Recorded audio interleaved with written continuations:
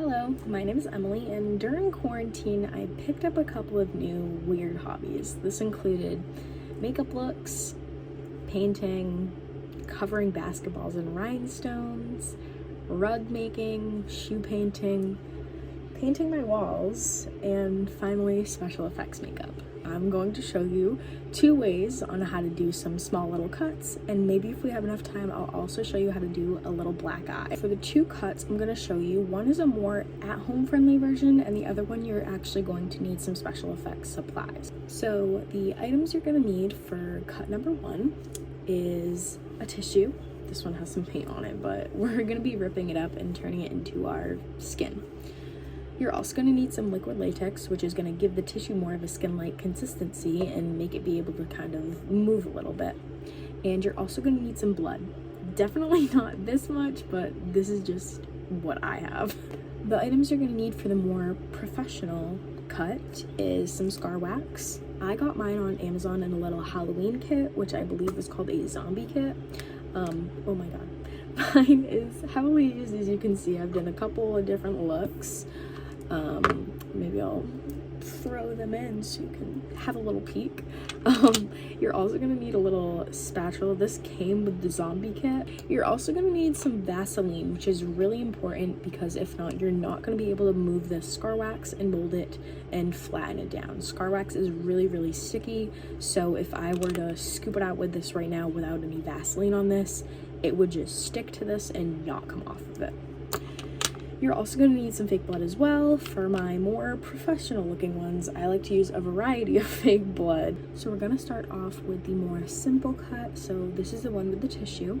You're going to want to start off by ripping up your tissue into small little pieces. This is going to be depending on the size of the cut that you want. So if you want a bigger cut, you're going to need some bigger pieces. If you want a smaller cut, you're going to want pieces like this.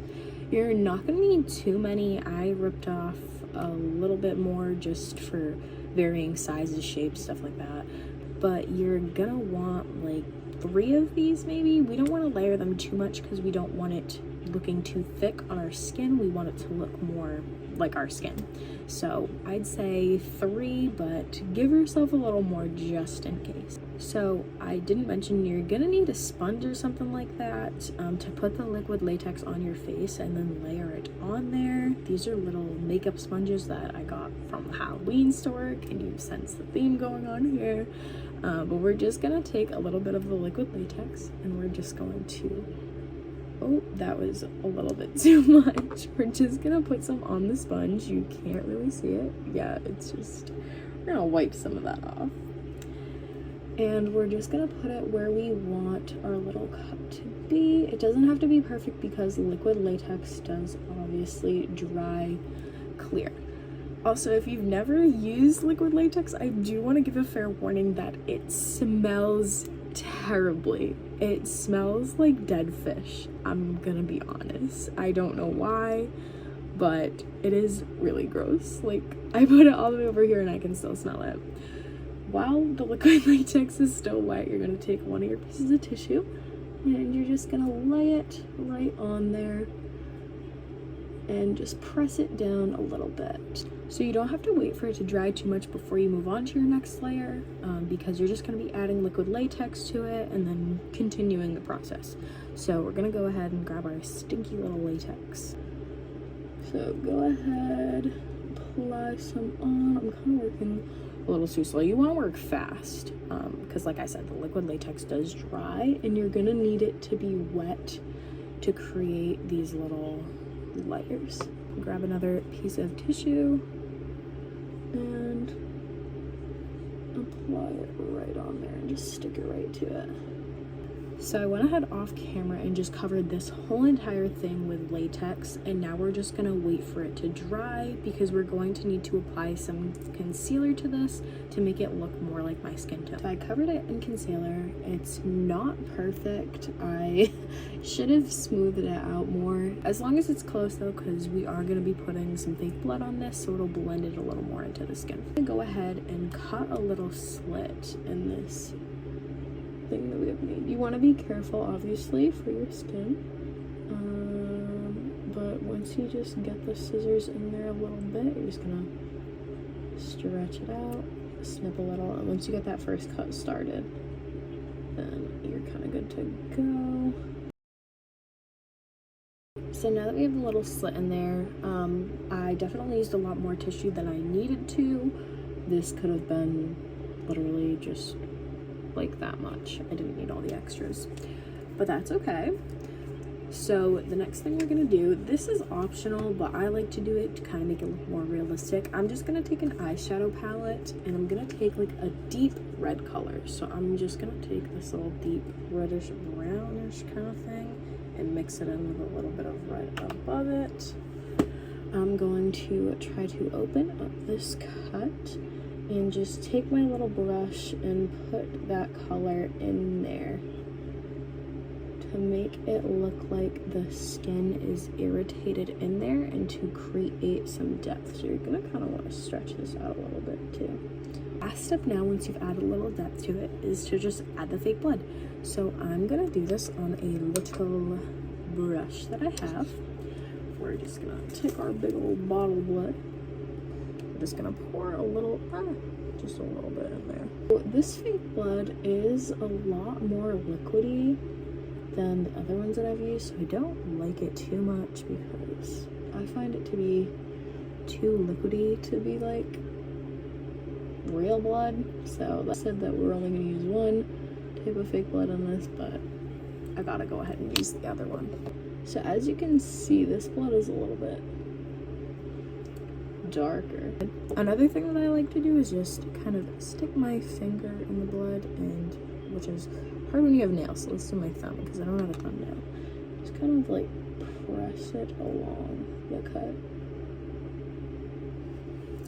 Make it drip onto your face. Like I said, to kind of blend that in.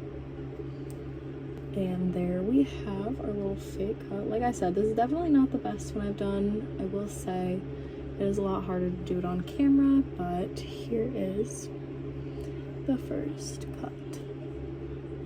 Now I'm gonna go ahead and actually take this one off, and then we're gonna do the other one, only because my skin is extremely sensitive, so this stuff irritates it a lot. And also, I don't know how much longer I can take the liquid latex smell, so I'm gonna take this off and then I'll be right back.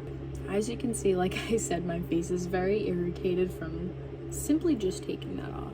Liquid latex is very sticky, so when sticking to something that has a little bit of hair on it, a little bit of peach fuzz, like your face, it hurts a lot when you try to take it off.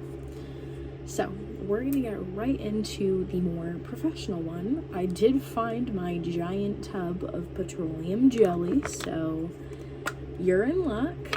So for starters, I'm just gonna take this little tool that I mentioned earlier, and I'm literally just gonna dip it in the Vaseline, petroleum jelly, just to coat this and make it so that the scar wax isn't gonna stick to it. And then I'm just gonna take a little ball of this. I'm gonna try to make a smaller cut. I like to start by rolling it up in a little ball and then kind of thinning it out. So typically what is necessary is applying a little bit of spirit gum to your face to make this stick. We're gonna try not to do that because my face already is irritated. And as you can see, I'm just holding this down and I'm flattening the edges to kind of go smooth against my skin.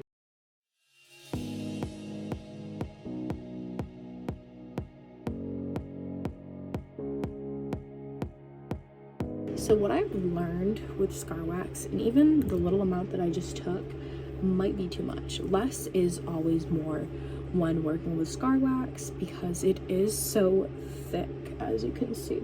So I'm going to just try to keep thinning this out.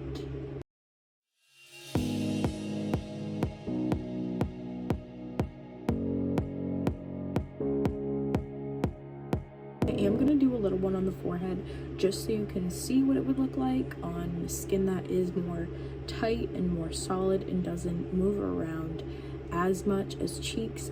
So now taking the, I almost just stabbed that right in my eye. Taking the sharper side, I'm just going to go ahead and make a little slit just like that. And that is going to be our fake cut. So unlike the when using the tissue, you are going to kind of want to hollow this out a little bit and kind of widen it up. So this may involve taking some out. I also then just take it and kind of smooth out so it's not a 90-degree angle like going into the cut. I just kind of smooth it out a little bit. And that is all for that one. So that's the little cut, and then we're gonna do the same one on the cheek because I don't want to just leave this guy here.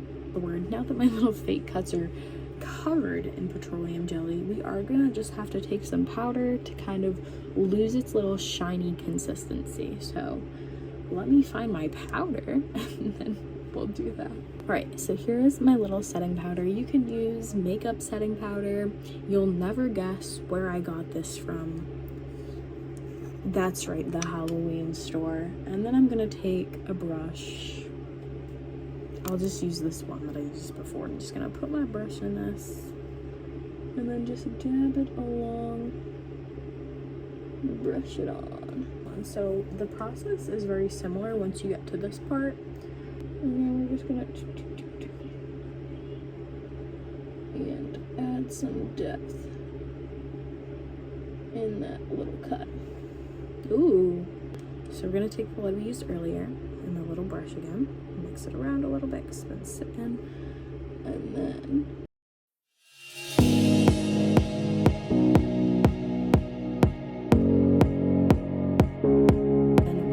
like to do if I'm feeling a little extra scary, I like to take this and kind of just kind of drip it, like if it were to drip out of here. That didn't go exactly how I planned it to. Probably would have been better if I put it on the other side because it's okay. There we go.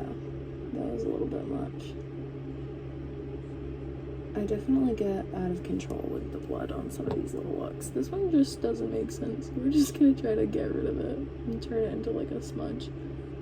Like, oh, I like touched my cut or something. So here's the professional look. Again, still not perfect. I'm not good at doing this stuff on camera, but those were the 2 ways on how to do fake cuts. I would show you how to do the black eye, but I don't want to keep you here longer than you want to be, so maybe stay tuned next time and I'll show you how to do the black eye too.